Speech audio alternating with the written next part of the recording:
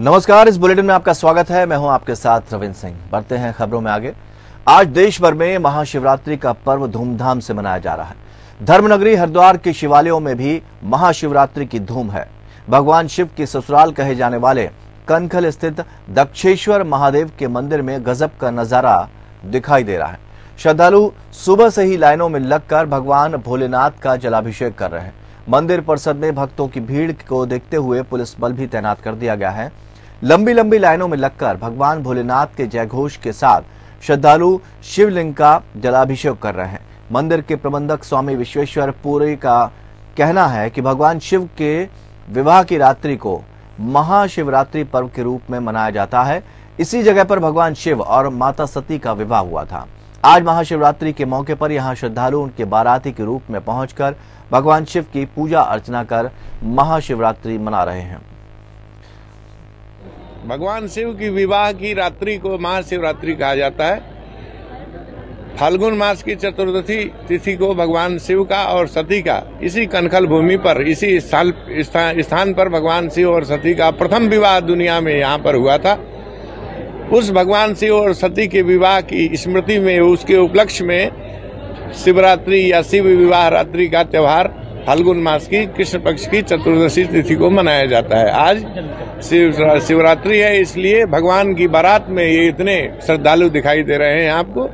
ये सभी भगवान की बारात में शामिल हुए हैं और भगवान को जो प्रिय वस्तुएं हैं वो भगवान को अर्पित कर रहे हैं। दूल्हे को गंगा जल प्रिय है, बिल्वपत्र प्रिय है, दूध दही प्रिय है, इसलिए भगवान दूल्हे को ये चीजें भक्त बाराती लोग लाए हैं साथ में और भगवान को अर्पित कर रहे हैं। मंदिर की तरफ से किस तरह का प्रबंध किया गया है भीड़ को देखते? मंदिर की तरफ से पूरी बढ़िया व्यवस्था है हमारी मंदिर में और सभी प्रकार की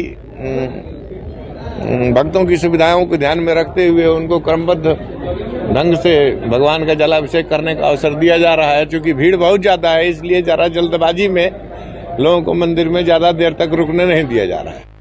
भगवान महादेव की उपासना और साधना का पर्व शिवरात्रि आज हर्षोल्लास के साथ मनाया जा रहा है। विभिन्न शिवालयों में जलाभिषेक के लिए भक्तजन पहुंचे। देहरादून के टपकेश्वर मंदिर में रात 12 बजे से ही भगवान शिव की पूजा अर्चना शुरू कर दी गई। आज यहां दर्शन के लिए लंबी कतारें लगी हैं। यहां दिन भर श्रद्धालु जलाभिषेक कर सकेंगे। टपकेश्वर महादेव मंदिर, पृथ्वीनाथ मंदिर, जंगम शिवालय, कमलेश्वर महादेव मंदिर समेत शहर के विभिन्न मंदिरों में शिव पूजा की जा रही है। देहरादून में महाशिवरात्रि पर सुबह से ही श्रद्धालुओं की लंबी कतारें देखी जा रही हैं। भारी संख्या में भक्तों ने मंदिरों में दर्शन कर पूजन अर्चन किया। वहीं भीड़ को देखते हुए सभी मंदिरों में भारी पुलिस फोर्स भी तैनात की गई है। हम आनंदेश्वर धाम में और बचपन से ही यहाँ में आती जाए हुई बहुत ही श्रद्धावान मंदिर है। मैं हर सावन और हर शिवरात्रि में आती हूँ। आज भी बहुत भीड़ है। बाबा से हमेशा जो मांगा है पूरा हुआ है, तो दुआएं सब। आज महाशिवरात्रि का पर्व है। ऐसा हमारे पुराणों में कहा गया है कि आज के दिन माता पार्वती और बाबा शिव शंकर जी का विवाह हुआ था और ये एक बहुत बड़ा पर्व है। और इस मंदिर की जो स्थापना है उसकी परंपरा ये है कि ये बहुत ही पुराना और अपने आप में उत्पन्न हुआ शिवलिंग है। तो इस मंदिर की बहुत ही महात्मा है। और आज जिस तरीके से पुलिस प्रशासन और मंदिर प्रशासन ने इस मंदिर की व्यवस्था की है वो बहुत ही सराहनीय और प्रशंसनीय है। बढ़ते अगली खबर की तरफ। उत्तराखंड के मुख्यमंत्री पुष्कर सिंह धामी ने अपने गृह क्षेत्र खटीमा के पौराणिक वनखंडी महादेव मंदिर में 10 दिवसीय शिवरात्रि मेले का शुभारंभ किया। इस अवसर पर मुख्यमंत्री पुष्कर सिंह धामी ने वनखंडी महादेव मंदिर में जलाभिषेक कर उत्तराखंड वासियों की सुख समृद्धि की भोलेनाथ से कामना की। महाशिवरात्रि के अवसर पर भारी संख्या में वनखंडी मंदिर जलाभिषेक करने पहुंचे। श्रद्धालुओं से भी मुख्यमंत्री पुष्कर सिंह धामी ने मुलाकात की और शिवरात्रि पर्व की शुभकामनाएं दी। वनखंडी महादेव मंदिर कमेटी के द्वारा मुख्यमंत्री आगमन पर उन्हें स्मृति चिन्ह देकर सम्मानित भी किया गया। इसके बाद मुख्यमंत्री पुष्कर सिंह धामी चंपावत के दौरे के लिए रवाना हो गए। सीएम धामी ने मीडिया से रूबरू होते हुए प्रदेशवासियों को महाशिवरात्रि पर्व की शुभकामनाएं दी। उन्होंने कहा कि भोलेनाथ से वो कामना करते हैं कि वो प्रदेश की सभी दैवीय आपदाओं से रक्षा करें, साथ ही सभी प्रदेशवासियों के जीवन में सुख समृद्धि आए। महाशिवरात्रि का पर्व भगवान शिव की आराधना का पर्व है और बनघंटी महादेव ये हमारा बहुत ही आस्था श्रद्धा और सिद्ध स्थान है। यहाँ पर भगवान शिव की पूजा अर्चना की, यहाँ पर पूरा किया है, भगवान से प्रार्थना की, भगवान से हम सब पर कृपा करें और हमारी जो आपदाएँ हैं। रामनगर में महाशिवरात्रि पर कांग्रेस कार्यकर्ताओं ने सरकार की सद्बुद्धि के लिए शिवालय में जलाभिषेक किया। पार्टी के वरिष्ठ नेता और पूर्व विधायक रणजीत सिंह रावत के नेतृत्व में मंदिर पहुंचकर शिवालय में सरकार की सद्बुद्धि के लिए जलाभिषेक किया गया। कांग्रेस के पूर्व विधायक रणजीत सिंह रावत ने कहा कि आज महंगाई पूरी तरह से चरम सीमा पर पहुंच गई है, वहीं बेरोजगारी ने भी सारे रिकॉर्ड तोड़ दिए हैं। आज रोजगार को लेकर देश और प्रदेश का युवा सड़कों पर भटक रहा है। उन्होंने प्रदेश सरकार पर भी गंभीर आरोप लगाते हुए कहा कि प्रदेश में सरकारी नौकरी भर्ती को लेकर आयोजित होने वाले सभी परीक्षाओं के पेपर लीक हो रहे हैं, लेकिन सरकार इस पर रोक लगाने में पूरी तरह से नाकाम साबित हो रही है। उन्होंने कहा कि पेपर लीक होने से भी युवाओं के आगे रोजगार को लेकर संकट पैदा हो गया है। उन्होंने कहा कि प्रदेश सरकार और केंद्र सरकार की जन विरोधी नीतियों के खिलाफ कांग्रेस सड़कों पर उतरकर प्रदर्शन करेगी।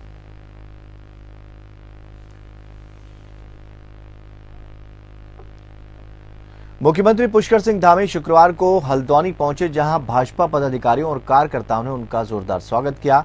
इस दौरान मीडिया से बात करते हुए सीएम ने कहा कि गैरसैंण में होने वाले आगामी बजट सत्र को लेकर तैयारियां की जा रही हैं। उत्तराखंड के लिए हमने 2025 का विकल्प रहित संकल्प लिया।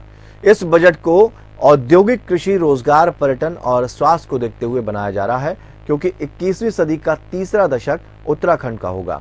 जोशीमठ आपदा प्रभावितों के पुनर्वास को लेकर मुख्यमंत्री पुष्कर सिंह धामी ने कहा कि अभी एनडीएमए की रिपोर्ट आना बाकी है, लेकिन मकानों से संबंधित सभी फैसले ले लिए गए हैं। बिल्डिंगों के लिए बड़े मुआवजे का प्रावधान किया गया है। जैसे ही रिपोर्ट आएगी, वहां के लोगों का संपूर्ण पुनर्वास किया जाएगा। सीएम धामी ने कहा कि उत्तराखंड में नकल अध्यादेश जैसा बड़ा कानून आने वाले समय में एक बड़ी नजीर बनेगा, जिससे युवाओं का भविष्य बर्बाद न हो सके। उत्तराखंड का 2025 का संकल्प लिया है, विकल्प रहित संकल्प, और माननीय प्रधानमंत्री जी ने जो कहा है कि 21वीं सदी का तीसरा दशक उत्तराखंड का दशक होगा, उसी के अनुरूप औद्यानिकी, कृषि, स्वास्थ्य, रोजगार, पर्यटन सभी क्षेत्रों में इस बजट में वह सब समाहित होगा और उत्तराखंड के लिए, हर वर्ग के लिए ये बजट। उत्तराखंड के पूर्व मुख्यमंत्री और महाराष्ट्र के पूर्व राज्यपाल भगत सिंह कोश्यारी राजधानी देहरादून पहुंचे, जहां भाजपा कार्यकर्ताओं और समर्थकों ने उनका गर्मजोशी के साथ स्वागत किया। कोश्यारी ने कहा कि उनकी इच्छा थी कि वो राज्यपाल के पद से मुक्त होना चाहते हैं और सामान्य जीवन जीना चाहते हैं।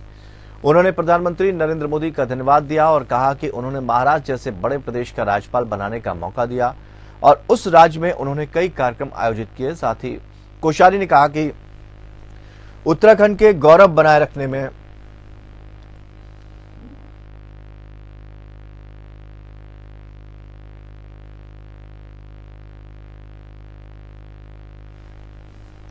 उन्होंने अपनी भूमिका बखूबी निभाई है। भगत सिंह कोश्यारी ने कहा कि उत्तराखंड का उत्थान और सामाजिक कार्यों के साथ चिंतन मंथन किया जाए, जिसको लेकर उन्होंने महाराष्ट्र के राज्यपाल पद से इस्तीफा दिया है।